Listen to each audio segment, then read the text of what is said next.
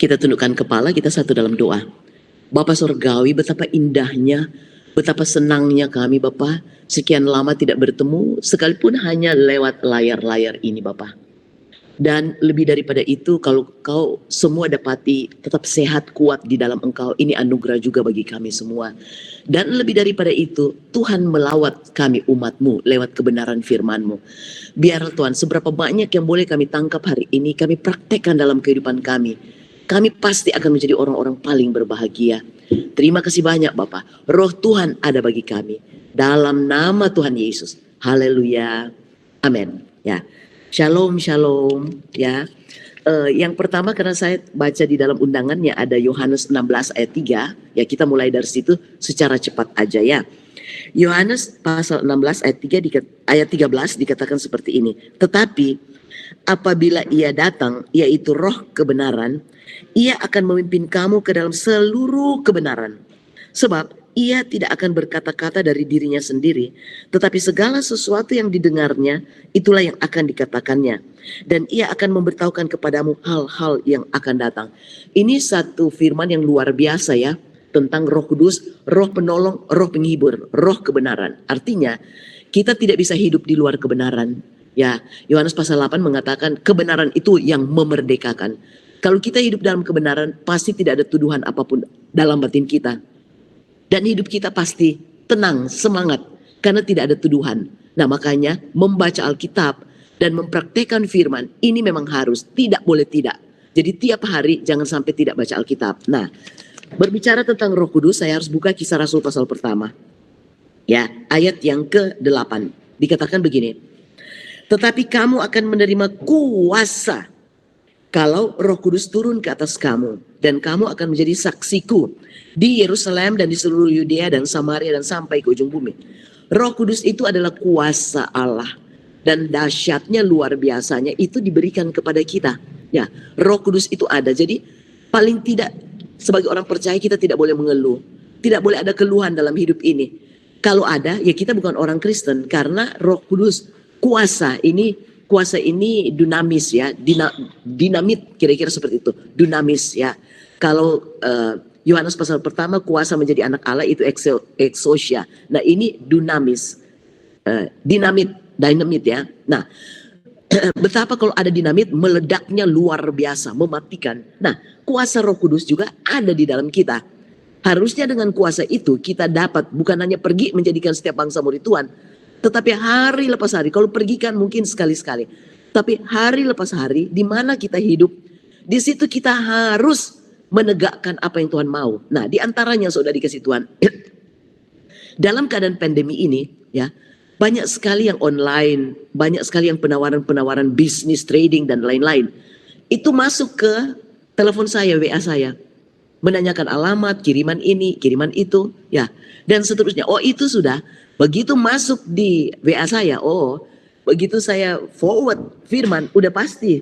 Dan saya berkata kepada Tuhan, Tuhan firman ini engkau sendiri. Kalau saya forward ke mereka, Tuhan sedang pergi kepada mereka. Seberapa banyak mereka yang dapat Tuhan, biar banyak orang bisa diselamatkan. Ya, karena kalau kuasa ada, kita harus pergi, nggak boleh diam. Mungkin kita berpikir, ketika work from home ini kok ada kerjaan, oh banyak sekali. Saya bilang saya nggak berhenti-berhenti, pagi, siang, malam. Untuk WA forward. Nah kalau di rumah pasti pekerjaan rumah enggak bisa dibantah ya. Nah satu ayat lagi untuk kita praktek ya. Untuk soal kuasa itu. Kita buka Efesus. Ini sudah masuk ke praktek. Galatia. Efesus pasal yang ke-6. Ya. Ayat yang ke-10. Ya. Efesus 6 ayat 10. Mungkin saudara catat dulu baru buka supaya bisa lihat urut-urutannya. Jadi Roh Kudus diberikan katanya. Dia membawa kita menuntun pada kebenaran. Bahkan hal-hal akan datang akan dikasih tahu oleh Roh Kudus. Kemudian ayat yang berikut, Roh Kudus itu kuasa. Kuasa Allah. Ya, dunamis, dynamit dari Allah. Ada di dalam kita. Itu luar biasa. Nah, sekarang mari kita praktik. Efesus pasal 6 ayat yang ke-10. Akhirnya, hendaklah kamu kuat di dalam Tuhan. Di dalam kekuatan kuasanya. Jadi di dalam Roh Kudus kita harus kuat. Saya harus cerita dari awal sekalipun singkat dan cepat. Ya. Saudara, ketika Allah menciptakan manusia itu cuma debu tanah, debu tok, ya. Dan itu bisa hidup tanpa dihembus nafas. Bisa hidup. Kenapa? Berurut di Kejadian pasal 2 udah diceritain. Juga binatang-binatang buas itu diciptakan dari tanah. Tanpa hembusan itu bisa hidup binatang. Jadi kita bisa hidup tanpa hembusan. Cuma kita tidak punya pikiran dan perasaan Kristus di dalamnya. Jadi kita liar kayak binatang. Ya. Tetapi dengan Tuhan memberikan nafasnya, ruahnya, neshama Allah, maka kita bisa ada seperti sekarang punya pikiran perasaan Kristus. Namun jatuh dalam dosa, maka kemuliaan itu hilang. Jadi pikiran perasaan Kristus itulah kemuliaan yang hilang di Eden. Ya, tapi rancangan Allah tidak pernah gagal. Tetap Allah mau manusia itu bisa segambar sepeta dengan Tuhan. Maka di Roma pasal 8 ayat 29 dikatakan kita yang dipilih ditentukan dari semula untuk menjadi serupa dengan gambar anaknya. Jadi Yesus hadir untuk mengembalikan kita untuk menjadi segambar dengan Kristus. Nah, olehnya Alkitab sudah mengatakan tadi di Efesus 6 ayat yang ke-10, hendaklah kamu kuat di dalam Tuhan, di dalam kekuatan kuasanya. Nah, ini ya yang membuat kita harus dikembalikan segambar sepeta dengan Tuhan. Kalau tidak seperti itu dikatakan kan di Roma 8, Yesus sebagai yang sulung di tengah-tengah keluarga. Nah, kalau kita tidak seperti Yesus, ya nak dipakai oleh Tuhan lah. Ya, mengapa? Hal yang pertama, kita perhatikan, dia sudah tebus kita. Ini luar biasanya Tuhan Yesus. Dia tebus kita dari kuasa gelap, dari kerajaan gelap kepada kerajaan terangnya yang ajaib. Tetapi kita kan masih hidup di dunia yang jahat ini. Nggak langsung pulang ke langit baru, bumi baru. Nah, selama kita masih ada, Tuhan memberikan kepada kita Injil. Alkitab ini udah lengkap untuk kita baca, kita pelajari dan kita praktik. Kemudian dia berikan kita Roh Kudusnya di dalam kita. Ya, Roh Kudusnya dikasih di dalam kita. Supaya kita mampu jadi kuat di dalam kekuatan kuasanya. Jadi tidak mungkin kita ini menjadi orang-orang yang kalah, yang bersungut-sungut, yang tidak sukses dalam hidup ini. Jangan konotasinya sukses itu selalu dengan uang dan lain-lain, ya, tidak. Karena apalah artinya memiliki seisi dunia tapi jiwa binasa. Menjadi sukses ini menjadi sepeta segambar dengan Allah. Dan ini satu keharusan. Karena Matius pasal 5 ayat terakhir dikatakan, haruslah kamu sempurna seperti Bapamu di surga sempurna. 1 Petrus dikatakan, kuduslah kamu sebab aku kudus. Oh, semua akan bilang tidak mampu Tuhan. Tidak mampu, itu cuma Yesus. Oh tidak, harus bisa. Makanya jangan selalu kita sayang-sayang diri, manja-manja diri, enggak. Ya, selalu harus katakan, saya kondisi kurang bagus, tapi saya selalu mengatakan, saya sehat. Meti sehat ya, sehat. Harus katakan seperti itu. Kenapa? Kita sehat di dalam kekuatan kuasanya, bukan obat, bukan dokter. Kita sehat di dalam kekuatan kuasanya. Kita tidak boleh menjadi orang-orang yang lengah, menjadi orang-orang yang tidak beraturan hidupnya. Kenapa? Karena Allah punya tatanan. Ya, Allah ingin mengembalikan kita. Sudah ditebus, dipindah dari gelap ke terang. Sudah diberikan Injil untuk penuntun. Rule of the game ini, Injil. Kemudian diberikan Roh Kudus di dalam kita. Ya, kemudian dia proses ya. Roma pasal 8 masih mengatakan begini. Allah turut bekerja untuk mendatangkan kebaikan bagi orang yang mengasihinya. Jadi masalah yang kita hadapi Bapak Ibu itu berkat abadi. Sebab lewat masalah kita bisa praktek Injil yang diberikan oleh Roh Kudus di dalam kita. Jadi kalau ada masalah kita kemudian langsung bersungut. Kita tidak peduli lagi dengan hidup, marah kepada Tuhan, merajuk, keluar dari gereja, keluar dari pelayanan. Itu kita bukan orang Kristen. Karena luar biasa Tuhan sudah memberikan kita Injil, penuntun dan Roh Kudus di dalam kita. Bahkan ini harus dibuka. Yohanes pasal yang ke-10. Yohanes pasal yang ke-10. Ya, ayat 34-35. Kata Yesus kepada mereka, tidakkah ada tertulis dalam kitab Taurat kamu, aku telah berfirman, kamu adalah Allah. Allah huruf kecil. Hebat kan? Kita ini Allah loh. Allah kecil karena dibentuk sepeta segambar dengan dia. Ya, jikalau mereka kepada siapa firman itu disampaikan disebut Allah, sedang kitab suci tidak dapat dibatalkan. Kita ini Allah huruf kecil, kita tidak bisa menjadi Allah. Allah huruf besar ya, pencipta pemilik langit bumi, tidak bisa ya. Kita ini dibentuk karena sepeta segambar, jadi seperti Allah huruf kecil. Jadi jangan mau hidup kita loyo, hidup kita kalah, hidup kita merajuk dan lain-lain. Jangan, maju, harus maju. Kan kekuatan kita di dalam kekuatan kuasanya. Untuk apa? Roh Kudus sudah diberikan kepada kita. Tapi kita ini hidup, sepertinya apalagi dengan corona. Saya mengingatkan kepada kita. Corona ini tidak hanya di Indonesia. Corona ini seluruh dunia. Ya, saya cuma punya 2 hal lewat firman. Yang pertama adalah satu saat bumi ini akan digoncangkan, langit bumi akan digoncangkan. Oleh apa? Ya, ini corona seluruh dunia. Ini 2 hari ini Ukraina sudah dirudal oleh Soviet. Katanya bisa perang dunia ketiga. Ya, nah kalau begini orang masih seneng lagi nggak sih tinggal di bumi ini? Pasti orang sudah tidak seneng lah. Ya, tetapi jangan tidak senang hidup di bumi karena kita kalah, karena kita merajuk. Tidak. Ya, ingat orang Mesir. Ya, di Mesir, orang Israel di Mesir 430 tahun. Mereka yang tadinya punya Allah yang mereka sembah lewat Abraham, Ishak dan Yakub. Tapi ketika mereka di Mesir udah aman, udah nyaman, udah enak, mereka menyembah berhala. Makanya mereka pernah buat patung lembu emas kan, karena itu model yang ada di Mesir.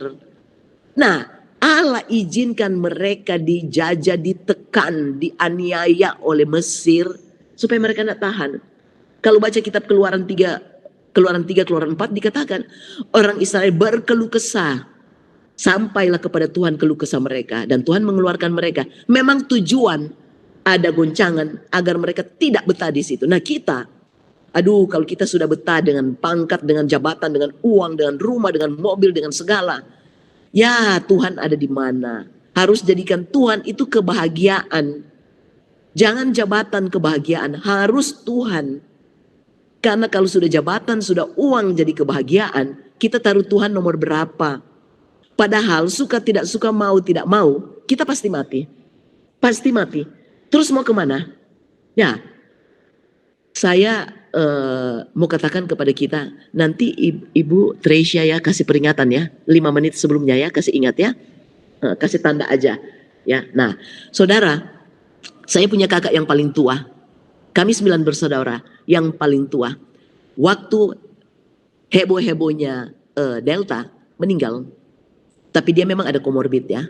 Dia seorang dokter, bukan cuma dokter biasa, bukan cuma dokter spesialis, dia super spesialis dan belum tergantikan sampai meninggal.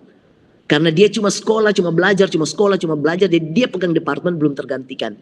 Artinya sebagai dokter pinter banget, nggak bisa lawan itu corona. Ya, itu dia meninggal tanggal 8 Januari. Sebelumnya suami saya 21 hari di ICU. Ya, dengan ventilator. Coba saudara bayangkan. Tapi puji Tuhan, cuma satu perkataannya. Karena engkau hidup, nafas kehidupan daripadamu. Bukan dari siapa-siapa, nafas daripadamu. Dia bertahan sampai bisa pulang. Ya. 14 hari kemudian, adik saya satu-satunya laki-laki meninggal. Siapa dia? Di tim COVID. Di tim COVID. Jadi kurang apa? Apa kurang pengetahuan tentang COVID? Tapi kena COVID. Dan itu kena kedua kali. Ya, kemudian ketiga, 5-6 hari kemudian adik saya di bawah saya pas. Tapi dia bukan COVID. Dia shock, kaget karena kakak adik ini meninggal. Jadi dia pecah pembuluh darah. Kemudian ya meninggal ya. Jadi dalam 23 hari saya kehilangan 3 orang. Ya. Tapi saya harus kasih tahu ke saudara ya. Yang pertama ketika suami saya masih di ICU. Waduh itu stresnya minta ampun. Coba tunggu-tunggu berita tidak boleh jenguk, tidak boleh ini. Tunggu-tunggu berita saturasi oksigennya turun. Waduh itu jam 3 pagi itu bisa gak tidur. Badan sudah terlalu lemah. Akhirnya keluar perkataan, Tuhan gak apa-apa. Kalau Tuhan mau ambil, dua-dua kita Tuhan ambil. Terlintas. Ini pemurnian. Waduh ketika terlintas ini hanya pemurnian. Justru saya ngomong, kalau begitu hancur-hancuran aja deh. Namanya cuma pemurnian. Sekaligus deh hancur-hancuran supaya benar-benar murni. Oke. Yang kedua kali, saya sedang pimpin begini ketika adik saya laki-laki itu meninggal. Saya tidak matiin layarnya, saya bilang ke mereka, saya minta maaf ya. Saya mau terima dulu telepon dari ICU. Mereka kasih tahu adik saya meninggal. Saya masih bisa selesaikan khotbahnya sampai selesai. Tapi sesudah itu rupanya saya sudah tidak sadar. Tidak sadarnya tapi duduk manis dan ngomong terus. Ngomong satu kata, ada apa ya? Ada apa ya? Cuman itu aja terus. Jadi suami saya tahu bahwa ini tidak sadar. Sadar-sadar saya udah di kamar, udah digantiin baju, udah lagi di terapi pakai alat itu yang buat getar-getar itu. Anak saya udah, mulut saya masih ngomong, ada apa ya? Ada apa ya? Anak saya bilang, mama kayaknya enggak sadar mama, tapi mama ngomong terus. Dan tidak jatuh, tidak. Ya. Nah, apa yang terjadi? Saya besoknya langsung ke rumah sakit, di scan semua, dokter bilang bagus, tidak ada satupun yang terganggu. Karena saya sudah mulai merasa kram ya. Dokter bilang tidak ada, sampai mata, sampai semua. Kemudian dokter tanya memang ada apa? Saya cerita. Dia bilang, waduh ibu begitu masih kuat. Kalau saya udah gak kuat dengar berita seperti itu. Terlintas lagi. Apa yang terlintas? Karena kamu genggam, maka kamu tidak sadar diri. Kamu stres karena kamu genggam. Nah, Bapak Ibu dikasih Tuhan. Jangan pernah menggenggam harta orang tua, suami, istri, anak. Jangan pernah digenggam. Dan suara selanjutnya apa? Kamu sudah saya kasih kakak kamu. Saya sudah kasih, karena mereka, kakak saya meninggal 70 lebih, adik-adik saya 63 sama 66. Ya. Udah 60-an tahun dia sama mereka. Kalau saya ambil itu urusan saya. Saya punya kok, bukan kamu punya. Udah bagus kamu sama kakak adik kamu sampai 60-an tahun lebih. Waduh, di situ saya sadar banget ya. Berarti apapun yang depan kita tidak boleh itu jadi idola, jadi berhala. Tidak boleh. Itu yang saya katakan tadi. Jabatan membawa kebahagiaan, uang, mobil. No. Dalam satu saat semuanya itu bisa hilang. Tapi kalau tidak ada yang kita genggam, sebab 1 Korintus 10 katakan begini, jika engkau makan, jika engkau minum, jika engkau melakukan segala sesuatu, lakukanlah untuk kemuliaan Tuhan. Nah kalau udah begitu, kita tahu memang kita tidak ada apa-apa. Dan mengapa kita bisa bertahan? Ya tadi, di dalam kekuatan kuasanya, Roh Kudus ada di dalam kita. Ini harus kita pegang. Kalau ada masalah, Allah bekerja. Untuk apa? Pembernian. Supaya semakin kita, kan tadi Roh Kudus penghibur, dikatakan hal-hal yang akan datang. Hal yang akan datang paling top adalah pulang ke langit baru, bumi baru. Kita yakin gak? Ya, kita yakin gak? Kalau hati kita bilang, aduh sayang ya, aku baru ini, aku baru beli ini, aku baru menikah. Ya itu udah berhala-berhala banget. Harusnya kita katakan seperti Yesus katakan, kehendakmu yang jadi bukan kehendakku. Tapi kita tidak boleh malas. Semaksimum semua talenta yang ada pada kita, kita harus gunakan semaksimum mungkin. Tidak boleh talenta itu karena kita hanya manajer, kita pengelola harta Tuhan. Orang-orang yang Tuhan percayakan kepada kita. Sedangkan ownersnya adalah Tuhan sendiri. Kita hanya manajer. Manajer itu kalau dia melakukannya semua dengan maksimum seperti firman Tuhan katakan, harus sempurna seperti Bapamu di surga sempurna. Teleos. Sempurna itu artinya semua yang Tuhan percayakan sampai finish. Sampai benar-benar jadi. Itu. Jangan bilang begini, masa kita manusia mau sempurna. Oh, itu firman Tuhan. Haruslah, ya, Matius pasal 5 ayat terakhir. Haruslah engkau sempurna seperti Bapamu di surga sempurna. Nah, hal-hal seperti ini, saudara, harus kita tanamkan dalam diri kita. Masalah itu berkat abadi bagi kita. Nah, saya akan terus akhiri dengan pasal 6 tadi. Saya baca lanjutannya. Supaya kita tahu, apa yang saya ngomong tadi semua ada di sini. Ya, Efesus pasal 6 ayat yang ke-10 dikatakan, akhirnya hendaklah kamu kuat di dalam Tuhan, di dalam kekuatan kuasanya. Kenakanlah seluruh perlengkapan senjata Allah supaya kamu dapat bertahan melawan tipu muslihat iblis. Iblis itu tidak kelihatan. Ya, iblis tidak kelihatan, tetapi dia pengaruhi pikiran, perasaan, kehendak kita, dia pengaruhi habis-habisan. Ya, nah, ayat berikut. Karena perjuangan kita bukanlah melawan darah dan daging. Bukan suami jadi lawan kita kalau suami macam-macam. Enggak. Suami itu jadi partner untuk semua masalah terjadi agar kita bisa mendatangkan kebaikan, ya. Dan daging, tetapi melawan pemerintah, melawan penguasa, melawan penghulu dunia yang gelap ini, melawan roh-roh jahat di udara. Tidak kelihatan, ya, terpancing marah, terpancing emosi, iri, dendam, ya, dan seterusnya.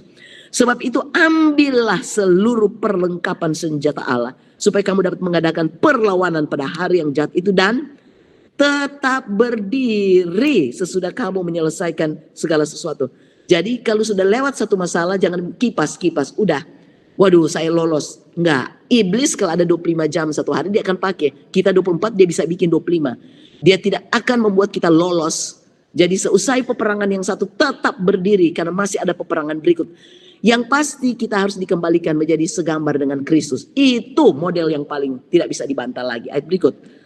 Ya, jadi berdirilah tegap, berikat pinggangkan kebenaran dan berbaju serahkan keadilan. Nih, kakimu berkasutkan kerelaan untuk memberitakan Injil damai sejahtera. Dalam segala keadaan pergunakanlah perisai iman, sebab dengan perisai itu kamu akan dapat memadamkan semua panah api dari si jahat, dan seterusnya. Nah, saudara, ini kan lengkap sekali Tuhan kasih tahu. Ya, dia sudah pindahkan kita dari gelap ke terang. Dia kasih Injil ini untuk kita harus baca, duduk berdoa.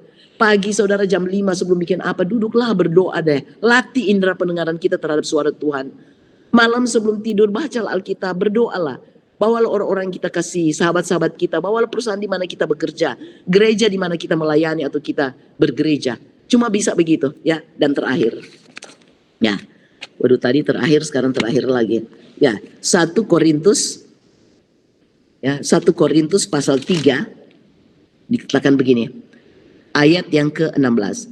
Tidak tahukah kamu bahwa kamu adalah bait Allah dan bahwa roh Allah diam di dalam kamu? Jika ada orang yang membinasakan bait Allah, maka Allah akan membinasakan dia, sebab bait Allah adalah kudus dan bait Allah itu ialah kamu. Artinya, kalau orang mengganggu kita, membuli kita, membuat kita tidak nyaman, tenang aja. Karena apa? Roh Tuhan ada pada kita. Dia menyentuh kita, dia sedang menyentuh Tuhan. Nah, yang paling bahaya adalah kitanya sendiri yang mematikan roh Allah dalam kita. Kenapa bisa? Iya, sangat bisa. Ketika kita tidak baca Alkitab, ketika kita tidak berdoa, ketika kita bermasalah, kita kalah. Ya, kitanya yang mematikan roh Allah. Ya, oke. Yang kedua, 1 Korintus pasal 6. Saya akan akhiri. 1 Korintus pasal yang ke-6. Ya, ayat yang ke-19. Atau tidak tahukah kamu bahwa tubuhmu adalah bait Roh Kudus yang diam di dalam kamu, Roh Kudus yang kamu peroleh dari Allah, dan bahwa kamu bukan milik kamu sendiri, sebab kamu telah dibeli dan harganya telah lunas dibayar. Karena itu muliakanlah Allah dengan tubuh. Nah, ini kan jelas sudah dibayar, lunas, bukan milik kita.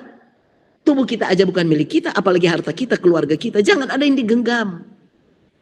Ya, kalau sudah begini, enak sekali hidup. Bukan tidak bertanggung jawab, bukan. Tetapi kita sadar sekali bahwa kita tidak punya kepemilikan apa-apa. Semuanya Tuhan punya.